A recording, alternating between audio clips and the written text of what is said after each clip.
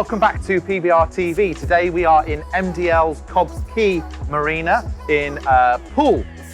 We're here with our Axopar 28, but we're also here with Paul Glatzel of Powerboat Training UK. You may have seen our online tuition courses where we were doing live streaming top tips to help people get started boating and get going. Well, we're doing it a little bit more face-to-face this time rather than over webcams. Absolutely, it's great to be actually back together doing the sessions again, because the sessions earlier in the year were great. Classroom sessions on charts, tides, buoyage, but actually being back near the water's brilliant.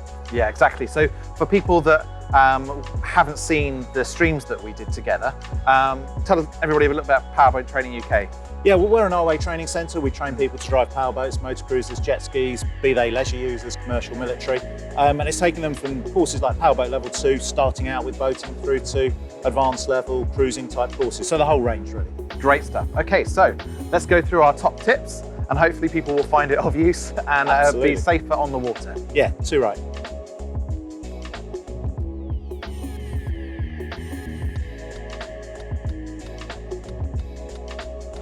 So there will be certain situations where, for whatever reason, maybe it wind or tide, that we struggle to get the boat perfectly alongside in one go. Here we can use our lasso technique to actually lasso this cleat, and then I quickly pull that line through.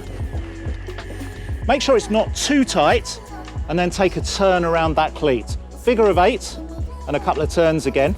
And at this stage, it's okay for Tom to go into gear. He just has to wait until I've got that line up. Now give him the thumbs up, and what he's doing is he's now going to pull back against this line. And he's going to leave it in gear here. It's going to be steered straight. He's going to take it slowly astern, and as the tension comes on that line, he's going to leave it in reverse. His engine is straight, but now he starts to actually turn in towards the pontoon. The line's under load, preventing his rearward movement, and the fact he's putting the steering to the left to port is now pulling the stern of the boat into the pontoon. He can slow down that movement by straightening the engine, or he can speed it up by turning towards the pontoon. And as he judges that the time is to come to neutral, he can just go to neutral, and the boat's just going to carry on drifting in towards that pontoon. Nice one, Tom.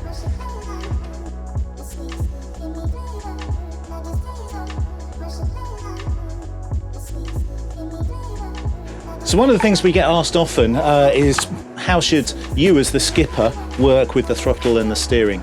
And one of our key rules is one hand for the steering, one hand for the throttle. And the question for that is why? Well, basically, in a boat, we don't have brakes in the same way that we have a car, and our throttle obviously is the nearest thing we've got to being able to slow us down. And the reality is, if we have our hand here the whole time, we're able to react.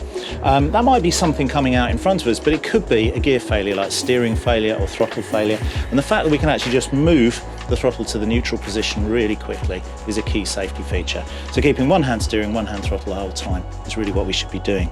And at the same time, you'll see I'm wearing my kill cord, and that's a really key safety feature that Powerboat and Rib magazine have been talking about for many years, insofar as even in a boat like this, it would be possible to actually sort of fall out in certain conditions. And if we get into the habit of putting the kill cord here around our thigh, not around our wrist, because it can easily slide off, then it's another safety feature. It's like an insurance policy. We never really need to use it, but when we do need to use it, it's the best bit of money we ever spent, as it were.